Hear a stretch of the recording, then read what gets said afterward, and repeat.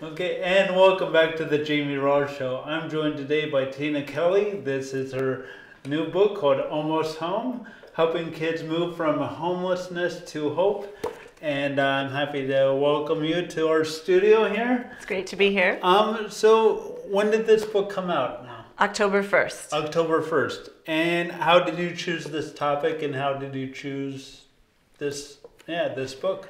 Well, when I worked at the New York Times in the Newark Bureau, I covered Kevin Ryan when he was the child advocate and later the commissioner of the foster care system in New Jersey. And we had a good relationship, reporter-source relationship. I spoke to him at the end of 2009, and he said he was interested in doing a book on homeless young people. He had since gone over to be the head of Covenant House, which is the largest shelter system for young people in the Americas. I had volunteered at Covenant House when I was right out of college, when I lived in New York, and I had a lot of respect for Kevin and his work, and he was looking for a co-author. So it was a wonderful job transition from the Times when I was doing the local blog to writing much longer form journalism and a topic that was very dear to my heart. Sure, yeah, and the thing I didn't realize was how widespread Covenant House is throughout the country, because I'm so used to the one in the city. Right. And that's nice that you're able. Just out of college, you volunteered there. Yeah. And how long was that? And what sort of role did you play then? I did volunteer work there for about 2 years out of college when I was working at a foundation that gave grants to Covenant House. And I worked in intake, doing interviews of the young people who were just coming into the shelter. I ran a literary magazine where we would put a box out and kids would put in their submissions and we'd accept everything and Xerox it and distribute it in the shelter. And I also did training on how to do job interviews. Okay. Wow. So in that Covenant House, how many kids come through there? I think they serve about 300 a night in New York. Wow. But there are also 7 different Covenant Houses in New Jersey. We have a shelter in Newark at 300 Washington Street, which is the closest to us. Right. We have a home for kids with mental health issues in Montclair called Nancy's Place. There's a home for young mothers and babies in Elizabeth. And we have a big system in Atlantic City where there's transitional living as well as a crisis shelter. And we have outreach in Camden, Jersey City, and Asbury Park. Wow. That's great. And how is Covenant House funded? It's mostly private donations. Is it really? Yeah, they get some of the shelters get some government funding. I think Alaska does, but mostly private donations. Right. And what separates Covenant House from other shelters, or it seems like they have a good system in place in helping people.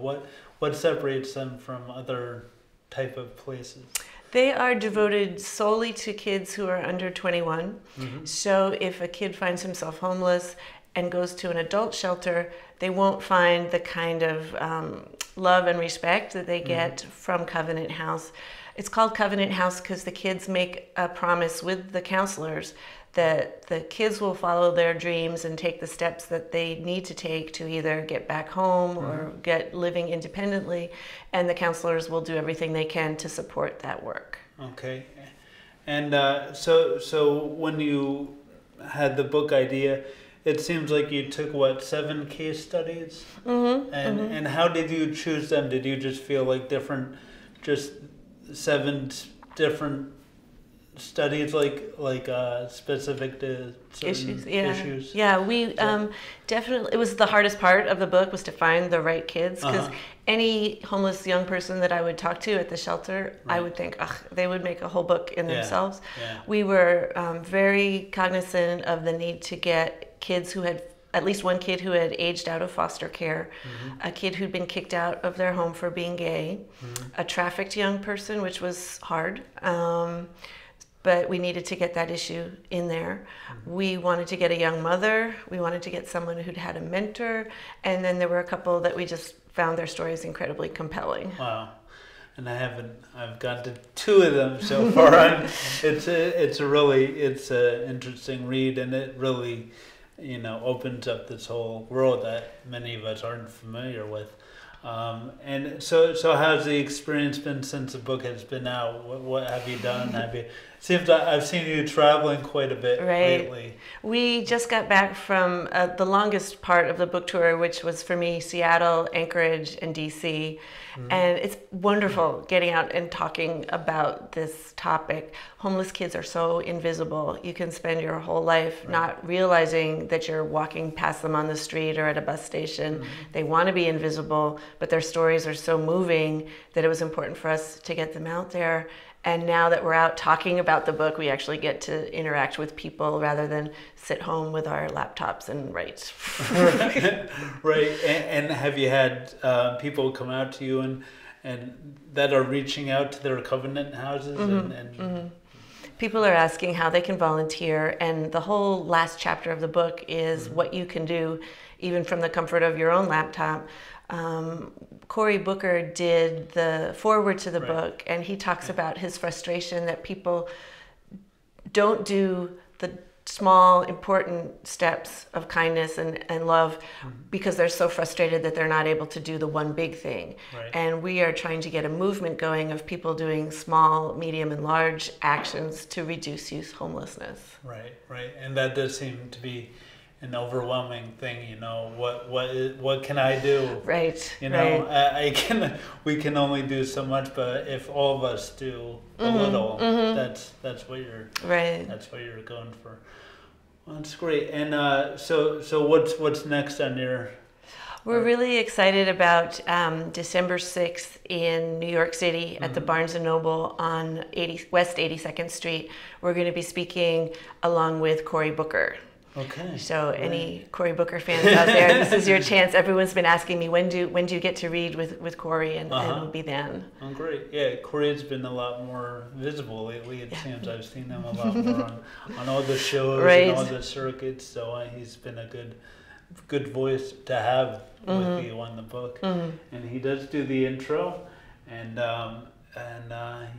so I think that, is there anything else I missed that you might want to mention? I'd just like to emphasize how easy it is to actually do something significant for homeless kids. The shelter in Newark is very nearby. The shelter in Montclair is very nearby.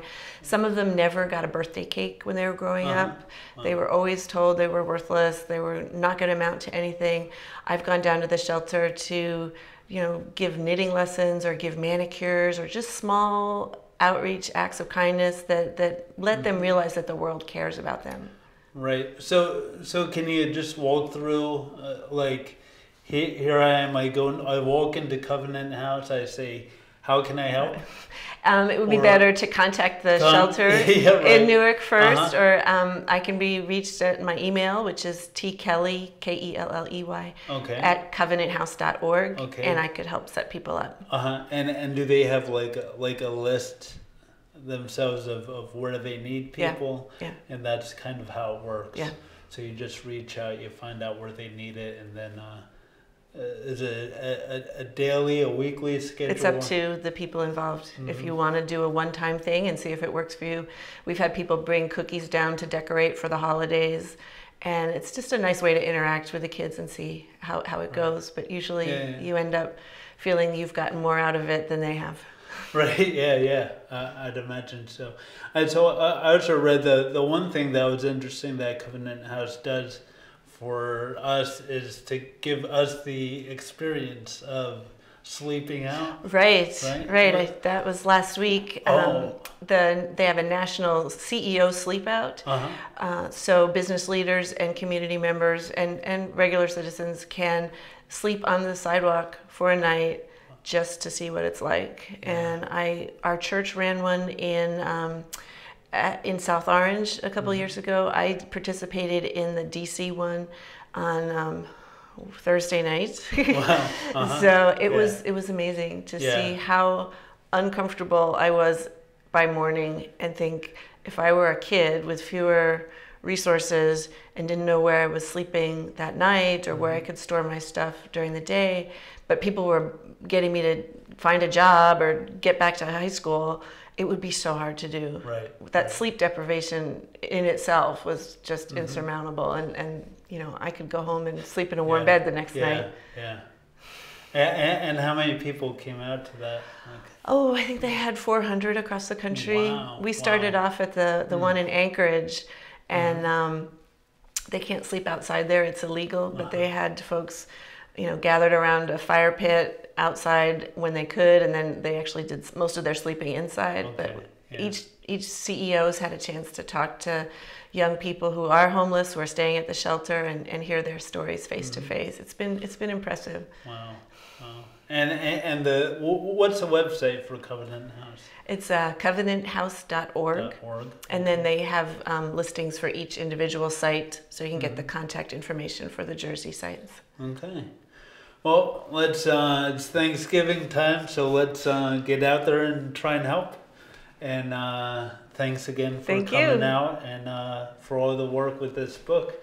Tina Kelley, and again, the book here is Almost Home, and you can buy it probably locally at Words.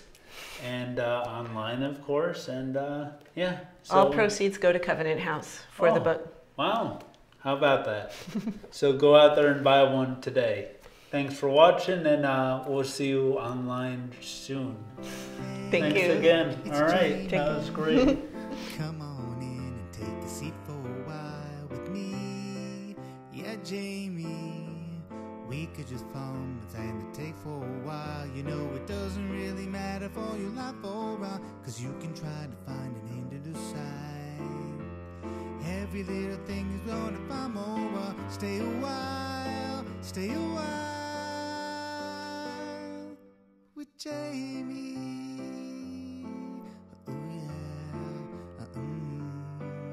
with Jamie. Oh yeah, with Jamie. Ooh, with Jamie. Oh yeah, with Jamie.